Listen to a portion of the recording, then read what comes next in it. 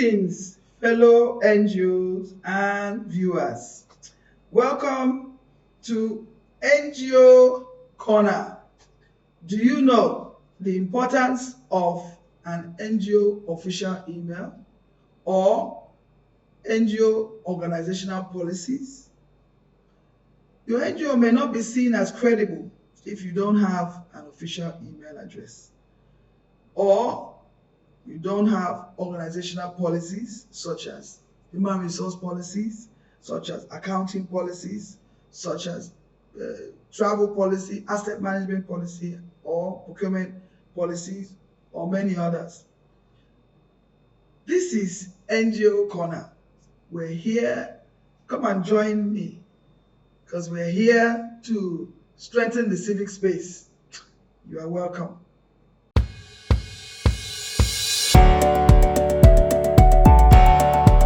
So, today's episode, we're going to talk about two things. The first one is the need to be seen as credible. It's advisable to have an official email address, one, and two, to have established organizational policies. So we'll continue today from the last episode, where we're talking about you have your CAC certificate and what next. That's the topic. And we've talked about having an office space, we've talked about audit reports, annual reports, we talked about need to have social media presence, need to have a website, and all these things we've talked about. You need to open an organizational bank account, you need to have equipment. These things are the next steps you need to do after you register your NGO. So this episode, we are going to look at two more additional steps, and that is that you need to do for your NGO to be seen as credible. And one of those steps is you need to have an official email address. So what do I mean by official email address? Well, what I mean is that email addresses such as I normally see NGOs have development aid or development initiative at hotmail.com or at yahoo.com, or you have help initiative at gmail.com. Now, these are not emails that have an official outlook. What I mean by official email address is something like, let me use my name now, Josephine at WEWE.org. Looks more official, office for office use. When I say official, I mean an email address that is dedicated to official purposes. You don't use it for personal. And most people's personal email address is like Josephine at gmail.com.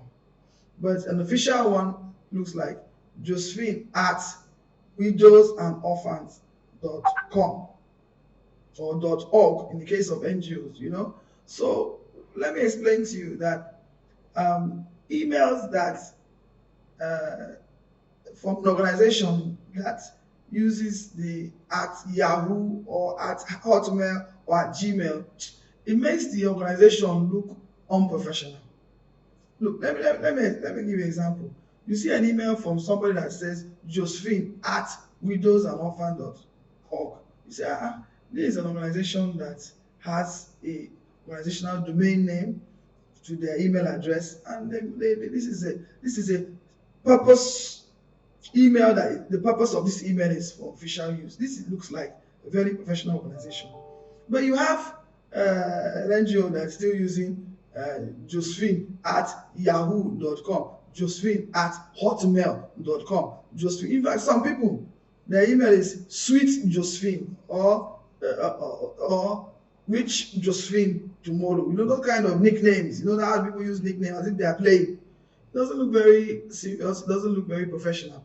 It looks more of a personal. So what happens is that anytime I want to access an NGO and I see the email address of the ED, that is Yahoo, there's something in me that makes me feel that this NGO is not really a professional. There's not really, it's not really as professional as they should be. Let me put it like that. So, anytime I see an NGO sending me an email using all this Yahoo and Gmail or Hotmail, I usually rate that NGO as a young NGO. It's not really an experienced NGO. So in order for your NGO to be seen, perception is very important. A book is judged by the cover sometimes. So, yes, it's true.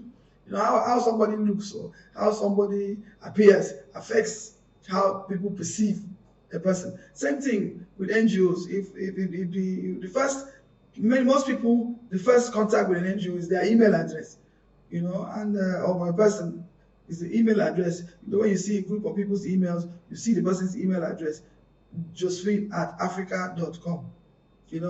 So it makes you begin to look at the NGO and perceive that this NGO is a strong NGO or not a strong NGO. So NGOs that have a professional that use like Josephine at WEWE or Josephine at widowsandoorphans.org, they look more professional. And if you look at the screen, you see what I'm talking about. The difference between WEWE, Josephine at WEWENG.org, and the difference between Josephine at Hotmail, Josephine at hotmail.com, Josephine at yahoo.com, Josephine at gmail.com. It looks very different. It looks very different. I hope I have explained the importance of having a professional email. How do you get a professional email? What you do is that you need to pay for a domain name, just like signing up for an email.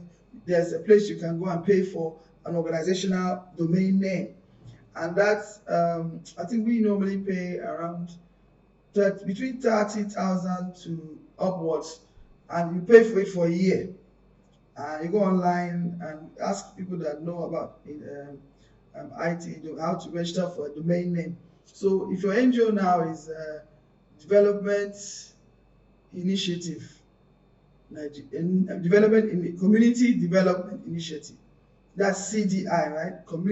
See the screen, Community Development Initiative, CDI. You can have Josephine at CDI.org. That looks very, rather than Josephine at yahoo.com or so on. So I think you've understood what I'm talking about. So to register for an official email, the NGO needs to get a domain name by registering for a domain name.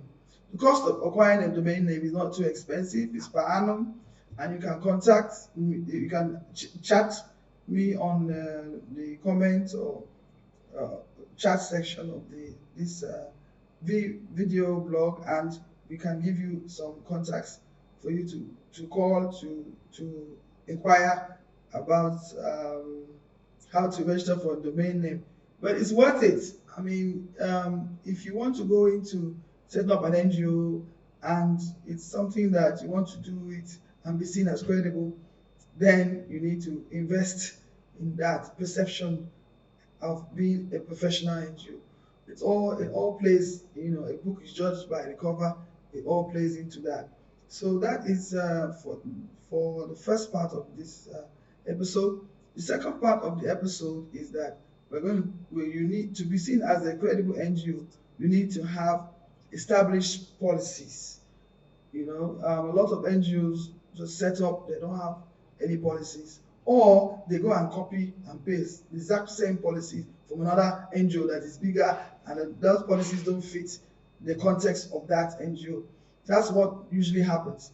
And what are the type of policies that we're talking about? We're talking about having policies such as human resource policy, that is for managing staff, having accounting policies, having procurement policy, having accounting policy, procurement policy, human resource policy, asset management policy, safeguarding policies, child protection policies. There's so many policies, and I will talk more about them in the second follow-up episode. And these policies are something that you need to have to be seen as a credible NGO. In fact, in a nutshell, if you don't have policies in your organization that you are following, then you are not a credible NGO. NO, you are not a credible NGO. You're just an NGI, a non-governmental individual, because policies govern the organization. So if you don't have policies, then what are you following? You know, like a country with no laws, you know, that is a banana republic. So an NGO that has no policies, what is guiding the NGO? So we need to look at getting your human resource policies, your volunteer management policy, your asset management policy. I'm sure you're seeing them on the screen. There's so many, and there are like 20 to 30 policies that the next episode I will mention. So thank you very much for this episode. I want to hear from you. I want to you to join me in the NGO corner, and let's chat. Let's discuss about things. I've been getting a lot of feedback from people who they don't have an NGO, but after listening to this NGO corner, they are interested in setting up an NGO, and they have been following this video blog, and you know, it's guiding them on the things they need to do. So for this episode, the things you need to do is, when you have your NGO, please pay for a domain name so that you have an official NGO with a domain tail that is official. And then also think about all the policies that you need to get for your NGO, which I'll tell you more about in the next episode. So click share, like, and the bell button, and there's other ones. There's like, there's share, there's the bell button, and I can't remember the other ones, but comments. Thank you. My comments, ask questions. If I don't see any questions, I will not be encouraged to. So if you're enjoying the vlog and want me to continue, please ask me questions. No question is a bad question. Ask me any question. When I started an NGO, did I know anything? I didn't know. I learned it on the way. So any questions that you ask, I'm happy to explain. And you'll be surprised that the question you're asking, some other people, they have the same question, but they don't ask. So you'll be helping them. So come to my NGO corner. Let's join hands to strengthen the civic space. I hope this video blogs information has been helpful to you. And I have some good news. We have been able to contact a lot of the government statutory bodies like FIRS and PENCOM, and today we went to National Housing Fund, Federal Mortgage Bank. We've gone to all of them, and they're all ready to join us on this blog and interact more with CSOs so that they can give you correct information and updated information. So very soon you're going to have a lot of guests on this program that you're going to hear it from the horse's mouth. You're going to hear it from CAC, you're going to hear it from National Housing Fund, you're going to hear it from, in fact, when I went to National Housing Fund today, what they told me, I'm like, wow, I didn't know this. People need to know this. So they're all going to collaborate with us on the NGO corner to come and work with you to give you the information. So this is going to get more and more exciting. Now, anybody that is following this program, you're going to more likely have better chances of having a credible NGO. Thank you very much, and see you next episode. Bye-bye.